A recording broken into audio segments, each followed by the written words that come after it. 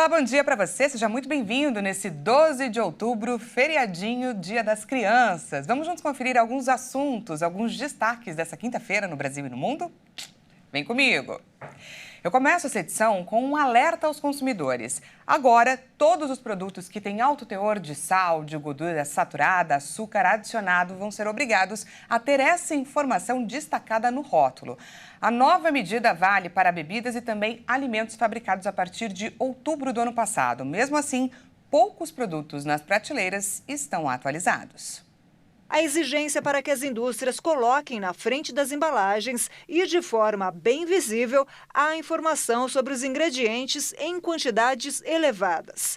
O objetivo é dar ao consumidor a oportunidade de optar por produtos mais saudáveis. As novas regras foram aprovadas e publicadas há 3 anos. E o prazo para adequação na maioria dos produtos terminou nesta segunda-feira. Só que nos mercados, a maioria dos produtos ainda não tem o novo selo.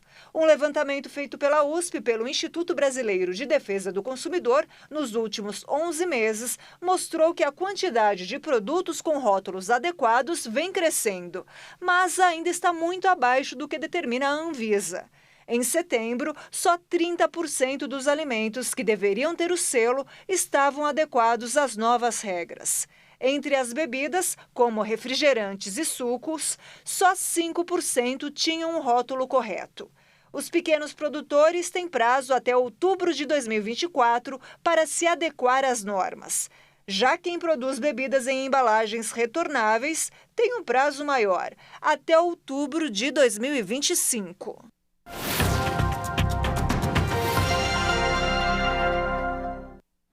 Pois é, imagine apenas 30% dos alimentos que deveriam ter o selo estarem adequados às novas regras da Anvisa. Se já estamos vulneráveis ao erro, imagine sem o fácil acesso à informação. Vamos entender melhor sobre a importância do conhecimento daquilo que consumimos com o nutricionista esportivo Diogo Círico. Bom dia, Diogo. Seja muito bem-vindo. Bom dia. Muito obrigado pelo convite. É uma satisfação estar aqui, podendo conversar um pouquinho com o pessoal. A gente que agradece a sua disponibilidade. Diogo, essa sinalização determinada pela Anvisa busca atentar a população sobre o alto teor de açúcares adicionados, de gorduras saturadas e também sobre o sódio. Explica pra gente por que o consumo desses nutrientes é tão prejudicial, dessas substâncias, né? Existe uma quantia limite que pode ser consumida? Muito bem, então vamos em partes. Essas substâncias, de forma isolada, não trazem malefícios ao consumidor, ao ser humano. Porém, os padrões alimentares da população atualmente é baseado em excesso. Então, nós temos muitas pessoas consumindo excesso de gordura saturada, excesso de gordura saturada, excesso de sódio, excesso de açúcares. E com isso nós estamos observando um aumento na incidência de doenças crônicas não transmissíveis. Doenças como obesidade, dislipidemias, diabetes, hipertensão. Diga-se de passagem, são as doenças que mais matam no Brasil nos dias de hoje. Então, esse símbolo que vem para alertar a população traz uma maior clareza na escolha dos alimentos. E sim, nós temos quantidades que podem ser consideradas seguras. O Ministério da Saúde, através da Anvisa, faz a indicação diária recomendada. Aquilo que nós vemos como IDR nas embalagens.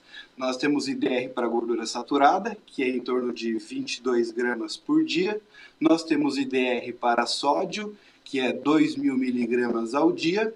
E já em relação à quantidade de açúcares, a Organização Mundial da Saúde recomenda que o total de açúcares consumidos ao dia não seja maior do que 10% do valor calórico total que o indivíduo vai consumir ao longo do dia.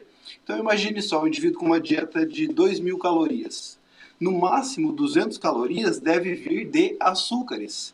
Só que a gente não pode confundir. Açúcares não quer dizer apenas a sacarose, o açúcar de mesa. Açúcares serão todos os carboidratos rapidamente digeríveis, aqueles que têm uma capacidade muito grande de elevar a glicemia sanguínea.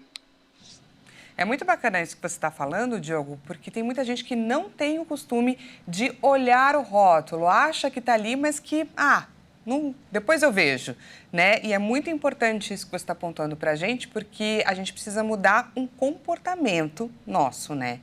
E agora eu queria que você falasse para a gente sobre a idade de uma pessoa. Ela interfere no produto, na substância, no nutriente que ela pode ou deve consumir nessas quantidades? Por exemplo, uma pessoa mais jovem pode consumir até tanto, uma pessoa mais idosa não deve nem chegar perto, por exemplo, de gordura saturada.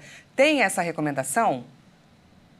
Nós temos recomendações diferentes de acordo com a idade da população analisada.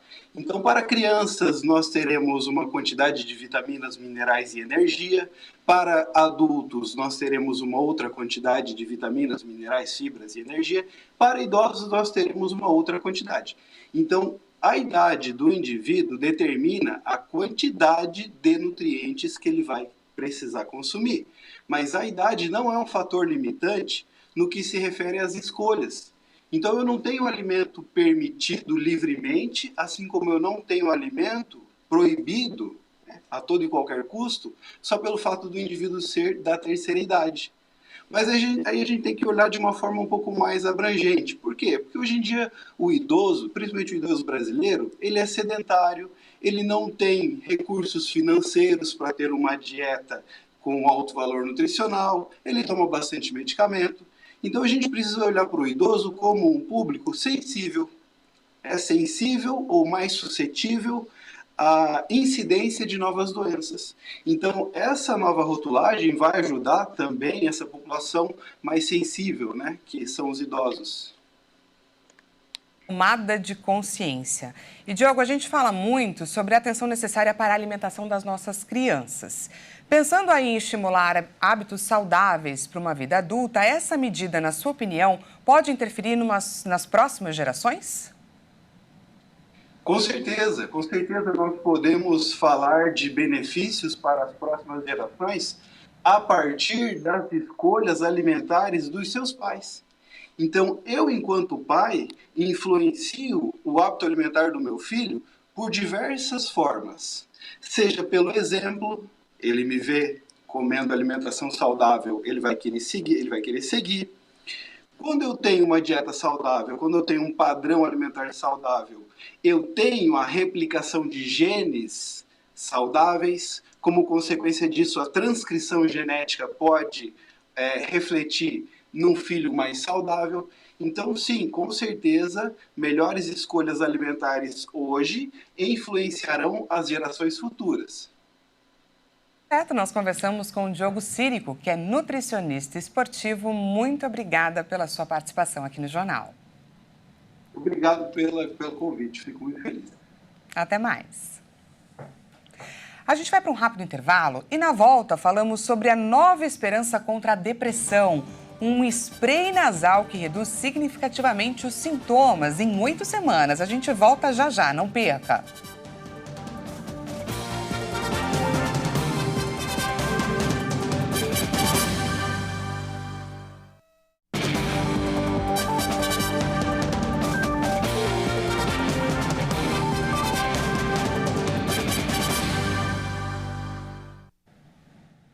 Seja bem-vindo mais uma vez, nós estamos de volta com mais notícias para você. Um estudo mostrou que um spray nasal é capaz de reduzir significativamente os sintomas da depressão após 8 semanas. Quase 30% dos participantes tiveram bons resultados. Uma pesquisa internacional, publicada no The New England Journal of Medicine, renovou as esperanças de pacientes que sofrem de depressão resistente a tratamento.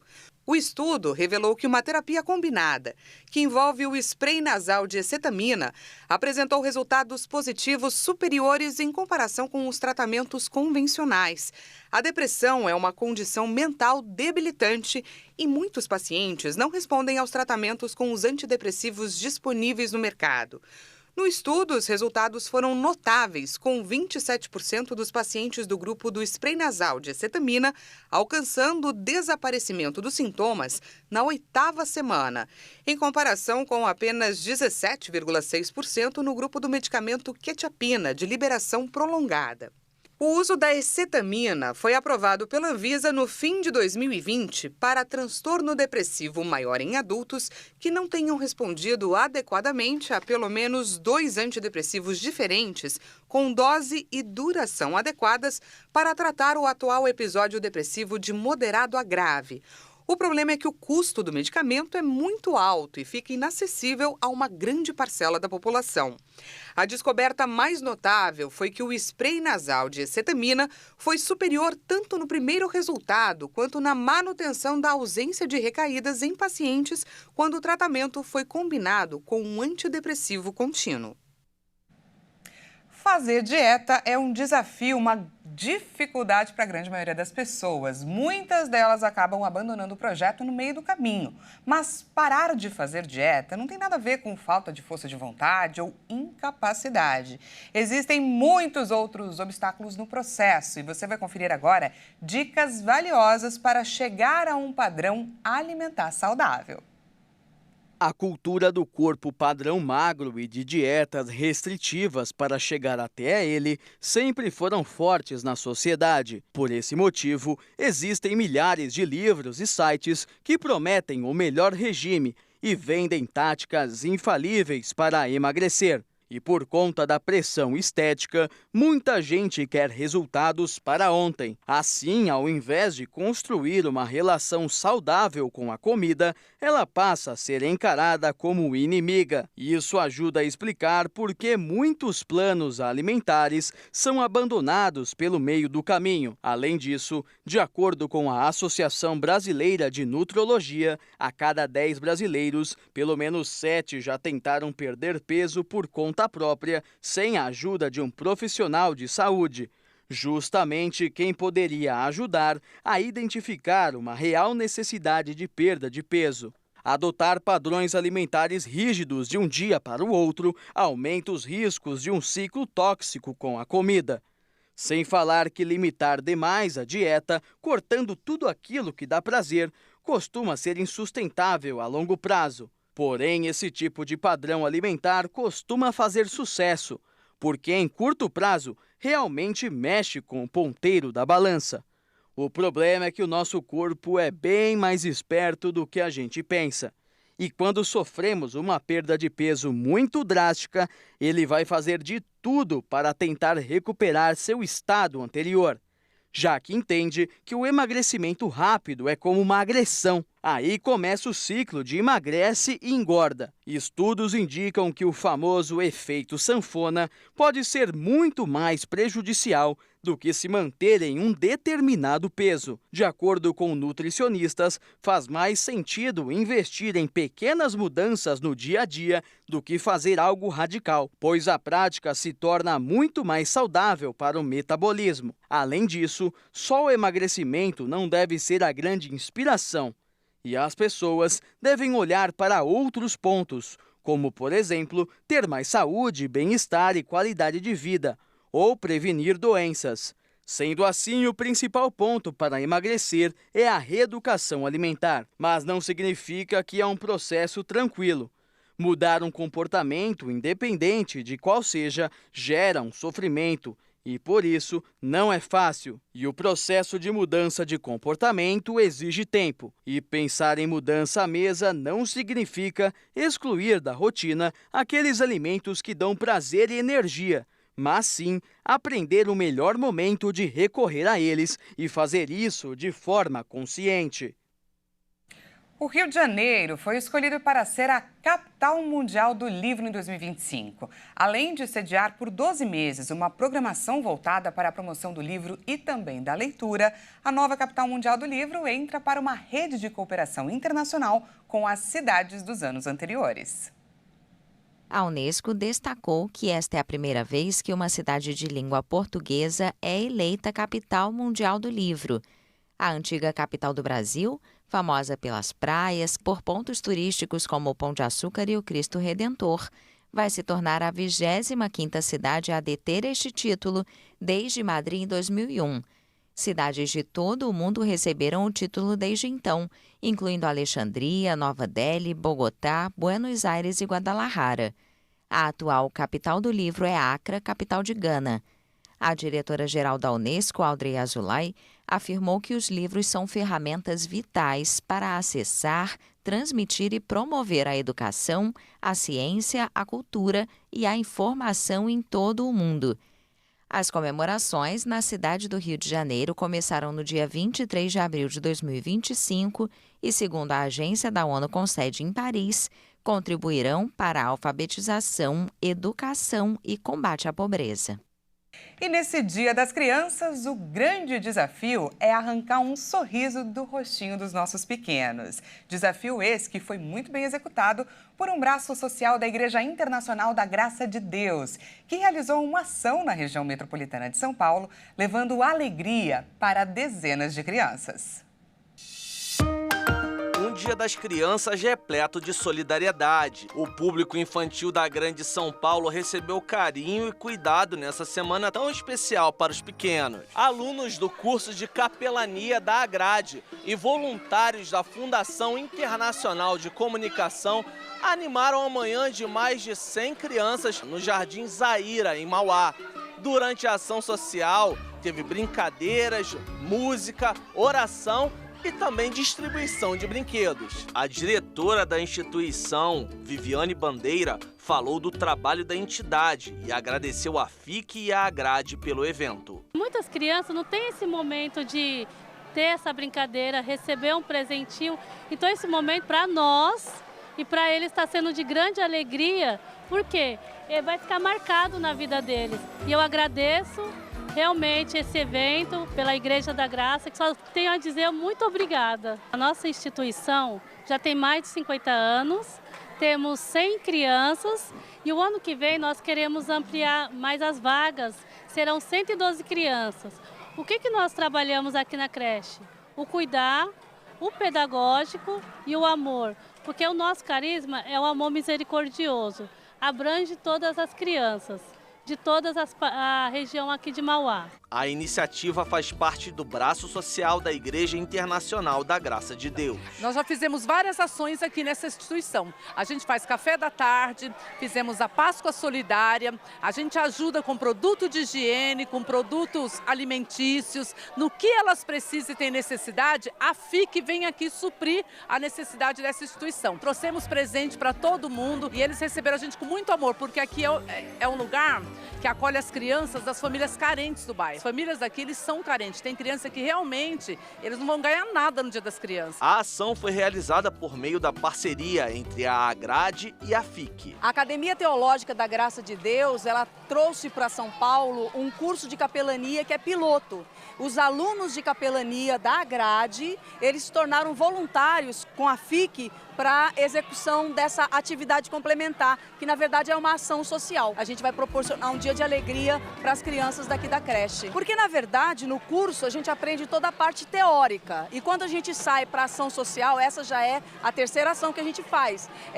Serve como um estágio, colocando a mão na massa. Então a experiência ela vai enriquecer muito toda a parte teórica que os alunos aprenderam em sala de aula. A turminha da Graça trouxe ainda mais alegria para a festa dos pequeninos.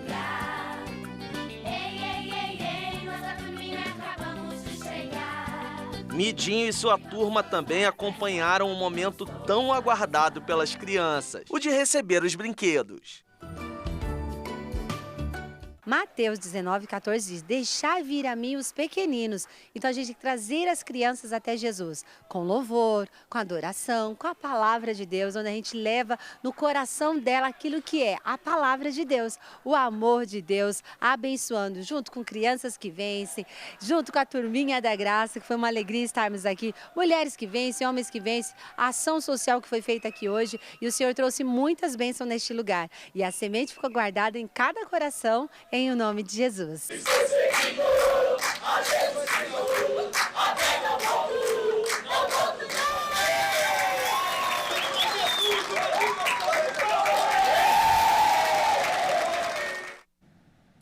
É isso aí. Essa é a Igreja Internacional da Graça de Deus, mais uma vez fazendo a diferença na vida dos nossos pequenos. Essa edição fica por aqui. Muito obrigada pela sua companhia. Um ótimo feriado para você e até amanhã.